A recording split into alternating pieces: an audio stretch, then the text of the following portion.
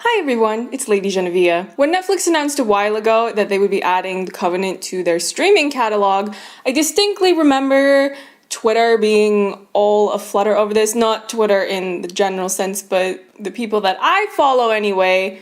I was aware of the fact that this was a thing that was happening, and people felt some type of way about it.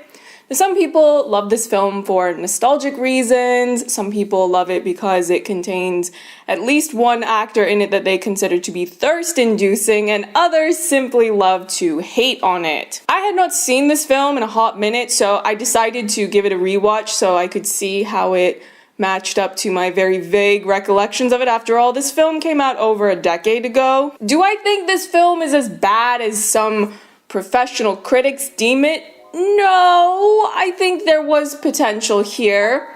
But do I think that potential was met?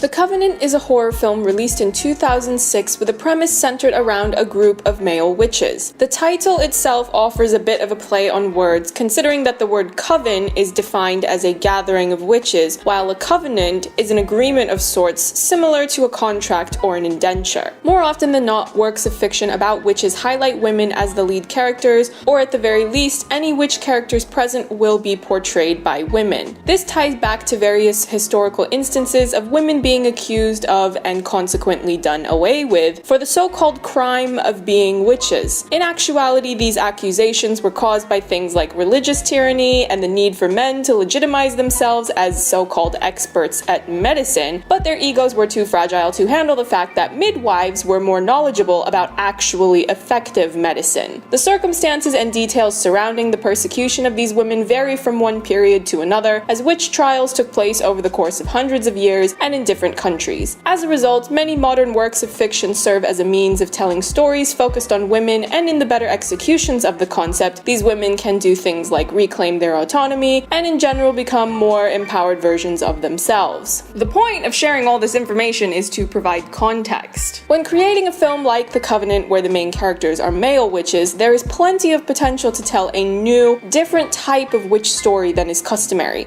But how did the powers that be handle the stories of these men? I've tried looking for other video reviews of this film, and I didn't really find any that went in depth into the film's content the way that I would have liked to have seen. Let's try to understand exactly what happened here. Am I going to tear this film down? A little bit, but unlike the other content creators that I've seen talk about this film, I am going to make this a teachable moment. I am only going to tear it down so I can build it back up again. I'm going to do the unthinkable. I'm going to show you how the Covenant could have been saved. The main group of friends that's introduced first are the four sons of Ipswich. There's Caleb, he's the oldest of the group and supposed to be the leader, serving as the voice of reason with trying to keep the others in line and not use their powers. So afraid I'll lose you like I did him. How many times do I need to tell you that I'm not him? Then there's Pogue, which is a super weird name for a character. What's his nickname supposed to be? Poe? Poe. There's not much to say about him. He's Caleb's best friend. Caleb and I are best friends. And that's about all the characterization he gets. No joke. There's nothing developed in the film to truly express who he is. He's Caleb's best friend, he's got a girlfriend whom he seems to care about, even though she has no problems more or less cheating on him. So I don't see why I'm meant to be invested in this relationship, but that's another point that we will get to later. They're kind of more young, more fun. They'll use their powers almost at will, just to get a laugh, play a joke. Let's drop in. Oh shit, yeah. Tyler!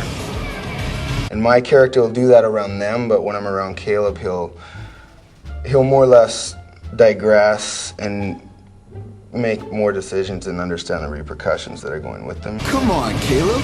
It's not like it's gonna kill us. Yet. Taylor, sweetie, are you okay? Do you even know what you were doing in this film? Blink twice if you need me to send a SWAT team to rescue you. Reed is the misfit of this group because he wants to use his powers however and whenever he wants, regardless of the consequences. He likes to joke around with the power. He doesn't really think before he acts most of the time.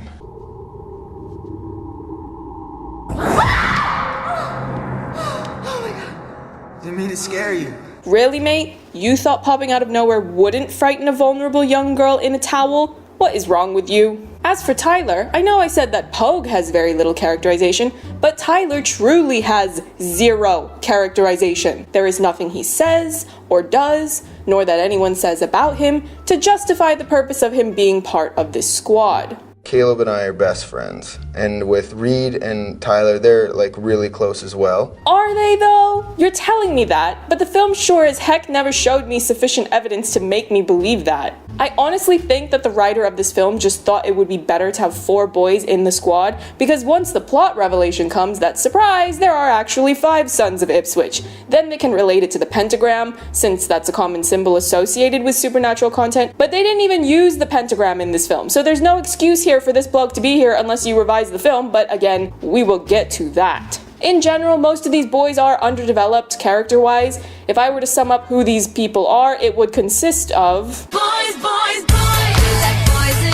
cars. Boys, boys, boys, highest drinks and bars. I know many people who have seen this film will want me to address the infamous bar scene. You know the one I'm talking about. But first, I will need to introduce Oh, girls just wanna have actual character development or material to play that would give viewers some sort of context as to who these characters are in the first place and what meaningful, emphasis on the word meaningful, purpose they have for the story. This section will be really short because if you thought those boys didn't have enough characterization, wait till you find out about these girls. Sarah is the new girl. Oftentimes in fictional content geared towards adolescents and young adult audiences, the new girl will feature as a prominent character in the story or even the #1 lead character altogether. But no, Sarah's just here to be Caleb's love interest. She doesn't do anything sufficient to contribute to the supernatural mythology. Damsel in distress? Check. Cheesy horror sequence? Check. My favorite scene is the shower scene that I did. I think it's gonna be really, really creepy. It really says a lot about this film that this was Laura Ramsey's favorite sequence. When you consider that her character had basically nothing else to do in the story, it's not surprising that this would be the most interesting scene for her to have filmed. She does some research into the history of the witches of Ipswich and starts finding information relevant to the mysterious ongoings courtesy of the villain's shenanigans, but do they ever bother to have her bring this information to Caleb in a timely manner? Nope. It's not as if this would have been a perfect way to show a character trait, aka intelligence, as well as bring her into the world of magic and demonstrate her transition from new girl into a member of the core group. No, let's just have her state the obvious after she's been attacked, thus rendering her advanced knowledge of the circumstances more or less redundant. So is he seeing anyone? So we are interested. Kate told me he passed away. You and Kate talk about it? Well, you know, just girl stuff. What just happened? What? Well, we're sitting here together having fun, and now we're watching them have fun. That's what girls do, you know, boys and their toys. Kate also doesn't do anything noteworthy in the film except cheat on her boyfriend, Pogue. I'm jumping ahead a bit in the order of the various components I wanted to talk about, but Kate gets attacked by the film's main villain and gets hospitalized. Pogue is super upset when this happens, but Kate's first introduction in the film is her wanting to get with someone else. Who's that?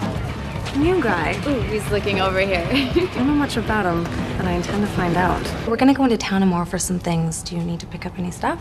Sure. I'm in 311. Call me. Okay. You're being ridiculous. What is your problem? Chase is my problem. What are you, jealous? I just don't want you hanging around him. Look, he is just a friend. Yeah, right. How is Pogue being ridiculous when you have flat out expressed an interest in Chase? So you're a liar. That's what you're telling me. This is the face of a liar. I'm sure he's interested in just being friends. This is beyond idiotic. He's the idiot? Yeah, why would you ever want a man to be jealous when you're off trying to have a side piece at the same time without having a mutual agreement within your relationship stating that said relationship is now open to more than just 2 parties? Yeah, what a jerk Pogue is. This is the 8th time he's called me in the last hour. So talk to him. No, not until he stops being an idiot. Why exactly am I meant to be invested in this relationship when she isn't even invested in it? You've completely undermined the emotional impact of her being attacked and Pogue trying to save her. I said I was going to show how to fix this film, and this is where we're starting to get into that. Don't have Kate's entire characterization be intertwined with infidelity, just like you shouldn't have Sarah wait so long to tell Caleb she knows about the witches of Ipswich. Even Bella from Twilight wasted no time telling Edward she knew he was a vampire. Vampire. One of the main problems I noticed with The Covenant that can serve as the source of a lot of the other problems, such as characterization and plot, is that I cannot tell who this film is for. I don't know who the filmmakers were trying to appeal to. What demographic were they targeting? Steven Strait was in Sky High, Taylor Kitsch was in Friday Night Lights, both Laura Ramsey and Jessica Lucas were in She's the Man, and both Chase Crawford and Sebastian Stan would go on to gain wider recognition on Gossip Girl. Based on the casting choices and the physical appearance of these lead actors, I'm inclined to believe this was intended to attract a similar audience as what you'd see for the young adult genre, particularly young girls and women ranging from the teenage years trickling into their early to mid-20s. These characters were in high school instead of being in their early 20s, and there wasn't anything too graphic in the horror content that would have upped the rating from PG-13 to R, or to be too intense for squeamish audiences unaccustomed to consuming horror. The hollow characterization of a lot of these lead characters is something you would expect to see in a throwaway direct-to-video horror film, but the difference is that the audience of those films are not tuning in to find deep stories with significant character development. They want to be scared and maybe see some gore, depending on the type of horror the filmmakers were going for, or they're watching the films ironically so they can laugh at how poorly everything was executed. Young adult genre audiences typically want to see things like romance, the lead characters finding themselves, a healthy amount of angst, and sure, let's throw in some action and adventure for good fun. If it's live action content as opposed to a book, it also usually helps if there's a good amount of attractive topless people on display too. Oh my, look at those lips. The Covenant shows many of these components of young adult content, but doesn't flesh out these ideas fully apart from the toplessness.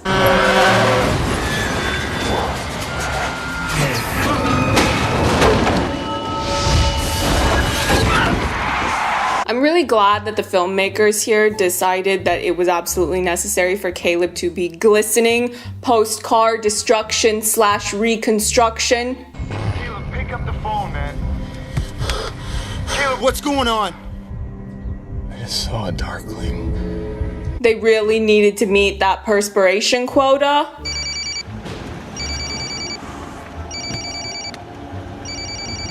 See, even Caleb wants to know why he's shirtless and sweaty again. Really, guys? Are we overdoing it with the spray bottles? No, we're not. Okay, I said I would get to the bar scene, so ta-da, here we are. These boys place a wager on what type of undergarments this random girl is wearing, and the method used to determine who's won the bet, magically violating and exposing her. If you were in fact trying to focus on appealing to a predominantly female audience in a heteronormative sense, maybe don't make what are supposed to be your male heroes into the stereotype of male douchebags. I don't know how to break it to you studio executives and filmmakers, but trying to make your male leads relatable to stereotypical hetero dude bros seems contradictory when the majority of this property seems far more moldable to market towards girls and boys who like boys. There's all this gratuitous male flesh on display, a lot of glistening torsos, so all the people attracted to men have some candy. Also, this locker room moment, Sebastian, your facial response to being hit in the face by a topless bloke makes me speculate that your character is... But the film doesn't explore much in that regard, it's more so my personal headcanon, so we will not delve into that any further. Brother. Considering that the film is predominantly comprised of male characters, they could have given one of them a boyfriend. Probably you. You have no characterization, so let's give you an actual plot and a boyfriend. Being that this is a supernaturally oriented work of fiction, it's surprising how little they develop the information about the magic present in this film. They only seem to randomly drop facts in when they deem it absolutely necessary for the plot. If the magic the Sons of Ipswich have is dark magic, are there magical beings that have light magic? Can you channel your magic into specific spells? Have you ever tried reciting any incantations? Do you have the boy version of the Book of Shadows? You've got this giant magical man cave. Why do we only go here once in the film instead of frequenting the location more often and telling the audience what's in these other books? Since you've shown darklings, are there any other magical creatures that exist? Has anyone ever tried a binding spell to render the powers useless without removing them from the person involved? Since it's already been established that you can't fully get rid of your powers without losing your life? What are you talking about? The damnation they used to call her Goody Pope. Do you remember her? I haven't read the book since we were kids. I don't know, maybe it's because you're so close to ascending. I don't know. Maybe. See, even your lead characters don't know how their own magic works. This magic has been in their families for hundreds of years. Did maybe some of those ancestors write some things down about their magic after they had researched it? You don't think we, the audience, would want to know about that? Magic is cool. Supernatural content is cool. You have so much freedom to be creative, and you simply didn't do enough with it. I'm not angry. I'm just disappointed. Even if you wanted to hold on to certain things and develop them in sequels, you would have needed to put enough out to introduce the audience to your world and incentivize them to be invested in the world you're building in the first place. So this section right here is probably what a lot of you clicked on this video for. You want me to talk about Chase Collins, portrayed by the internet's boyfriend, well, one of them anyway, Sebastian Stan. Hey Sebastian, why don't you explain who Chase Collins is? Who doesn't like playing the villain, I guess you could say. But it's also, in my opinion, it's also one of the more complex characters in the film. Is it? It has a few more colors. Really? Where? It has, you know, it starts at one point and it goes somewhere with it, you know. Wow, great job, Sebastian. You literally just explained what a story is. Okay, but in all seriousness, I'm done having a go at him. It's all in good fun. To his credit, I think he gave playing his character a much better go than a lot of the other actors in this film. The impression I had was that he took what little he was given and really tried to make the most of it. Chase Collins is the new guy at the school, which again can demonstrate how messy the organization of this plot is. You've got a new girl, a new guy, you've got the main foursome, the majority of whom you're not even developing as characters. You know, it would be really nice to have a better sense of whom exactly I'm meant to be focusing on here. So Chase is charming, supposed to be a bit of a smooth talker, I think. Come to save little Miss Muffet, have we? Well, you're too late! So I have a lot of questions for little Sebastian Stan here. Did the director tell you to be this camp, or was that simply the creative choice that spoke to you on a spiritual level? A spider came and sat down beside her and frightened Miss Muffet away. When I went back and rewatched this film, these were the lines that made me go, which is probably the strongest reaction I had to anything else in the film. And that was the moment that I knew, well, then I've got to make a video on this, now don't I? Throughout Chase's journey, because to be very clear here, he is the one that has the most interesting development in the film, repeatedly we see a desire to connect. And some may watch the film and presume this is merely a guise to get close to the other sons of Ipswich so he can steal their powers. However, I personally don't interpret it that way, or at least not only that way. While that may be part of his motivation, when you take into account the rest of his backstory, including being adopted and not having anyone to guide him on the rules of his magic, and combine this information with Sebastian Stan's delivery, it makes me believe that there is a part of Chase that genuinely wants to belong and have a real group of friends. It also ties into the theme that works really well in young adult fiction of trying to find a place to belong. You guys are real tight, huh? Families are real close. We kind of grew up together. Kind of like brothers. It must have been nice. Hey, it's Reed and Tyler. Grab my jacket. You guys need some help? No, man, just stay with the boys. My man. For some foosball. I really enjoy the contrast in Sebastian's portrayal between the charming newcomer to the flamboyant villain. Being that there wasn't much in the way of physical transformation that is often associated with a character's transition to villainhood, I think it would have been nice if they had shot him in a more interesting, dynamic way post-reveal to better enhance this shift in character, although the walk in this scene was hilarious. In general, I found there to be a lack of artistic flair or creativity in the filming, even if they wanted to do a supernatural themed project with a more gritty realism in their approach. It didn't feel like they had a real plan to enhance the visual presentation of the more magical sequences. Even if you're filming a scene devoid of any magic, putting thought into the design of the shots and the framing would have enhanced the artistic value while working with a smaller budget. Take for example this shot where they move the camera back in a continuous motion after Reed has been sassy in class. The shift from Reed to Caleb is clearly meant to accentuate the fact that at this point in the story, Caleb and Reed are still beefing. They had their tiff at the bar because of their contrasting philosophies regarding using their powers, and that's something that's actually interesting about these characters. However, in the very next scene after this shot, the foursome start talking together at the pool like nothing ever happened. At no point did they resolve their issues or even address them. I'm not asking for some dramatic heart-to-heart. Most of these characters have displayed the emotional depth of a thimble, but they could have had a simple, "Are we good?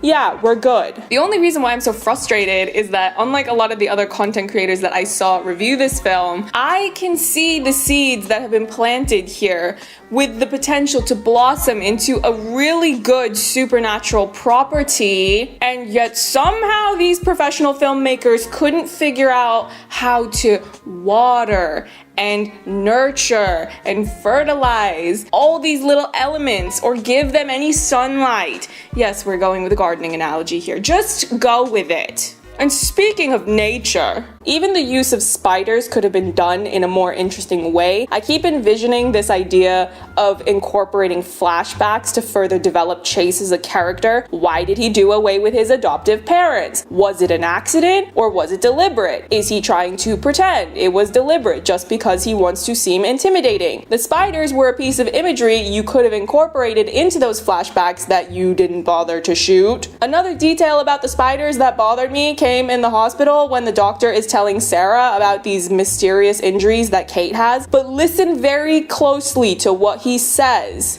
It's as if she'd been bitten by hundreds of insects.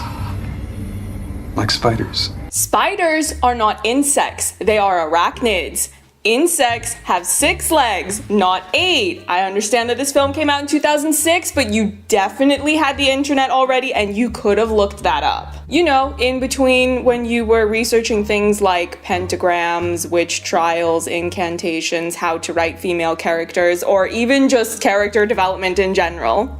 Flashbacks are also something I would have loved to see utilized to enhance the world building by showing sequences of the ancestors of the Sons of Ipswich. The budget of the film was only $20 million, which admittedly is not a lot when you're trying to create a supernatural themed project that has magic, which requires special effects. But if they had been creative and resourceful, they definitely could have fleshed out more of these characters and added more world building details. The film is only about an hour and a half, and if you'd filled in these empty spaces in your plot and characters, you could have made it an even 2. I have more to say about Chase specifically, and I know I've gone on a lot of tangents about different aspects, but the more I was writing for this video and developing the script and the outline, the more points would spring up. Hopefully I'm communicating to you well enough the ways that this film had potential, because I was honestly flabbergasted when I was writing my notes with how much there was that could have been worked with. So Chase is the villain of the story, but despite Sebastian Stan giving a valiant effort to make this character dynamic, he can ultimately only do so much when the material is so all over the place.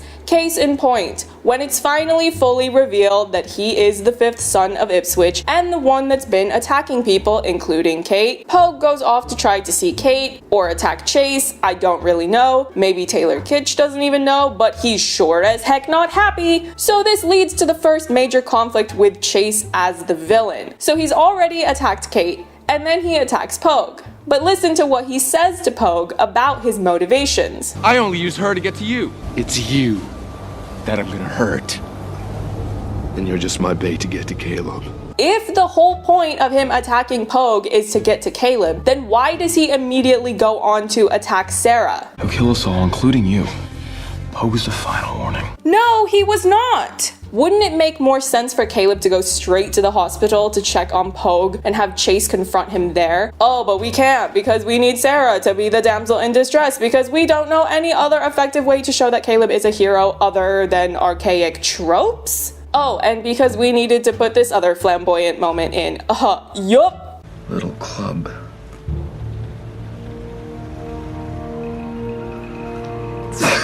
I got him to give me a share of the power. So now that I've addressed the lead characters and the main plot points, let's really dig in and get to the center of the fundamental flaws of how this story was told. The main premise of the Covenant is good, and this is the point that I'm trying to make with this video that I don't see other reviewers talk about. Male witches fighting off an addiction to their own inherited magic is not only interesting, it could have been something truly innovative to live action supernatural fiction. Addiction is something that has both biological and social aspects. If addiction runs in your genetic family, much like the magic of the Ipswich brothers, you are more susceptible to it. Being that Chase was adopted, he lacked the social support of being raised in a community that could have educated him on the dangers of his magic. You can't imagine what it was like growing up not knowing what this was. When I finally found my real father, he filled in all the missing pieces, but it was too late. I was hooked. If you'd bothered to develop this concept of magic being representative of addiction that you came up with in the first place, you could have seamlessly worked that in with the general anxieties associated with adolescence as they approach adulthood and no longer have the shield of being just a child, which means they will have to bear the weight of the consequences of their own actions as well as face their own mortality. Tyler! Come on, Caleb. It's not like it's gonna kill us. Yet. It's mainly about having, this huge responsibility on your shoulders, kind of.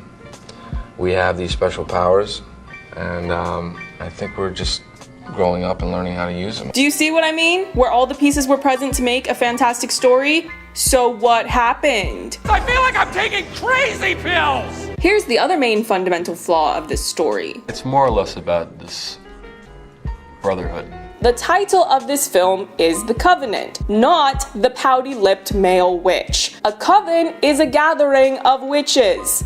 Witches, as in plural. So tell me why there is hardly anything to establish the depth of the bond between these 4 sons of Ipswich that have supposedly known each other their entire lives. Oh, because Caleb needs that screen time to pursue a girl. What are you trying to do with this story? It doesn't help that the screen time that's meant to establish the blossoming relationship between Caleb and Sarah has bad post-production dubbing that doesn't match the lips of Sir Pouts a lot.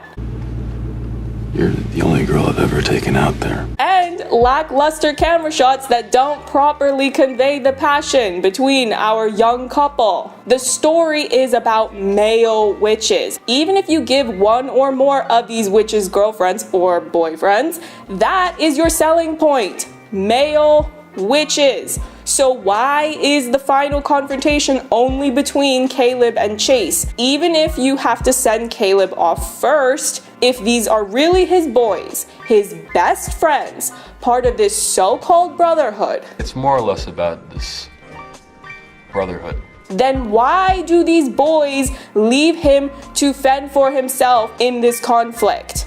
Would you just let us help you? You know we've got your back. I know you do.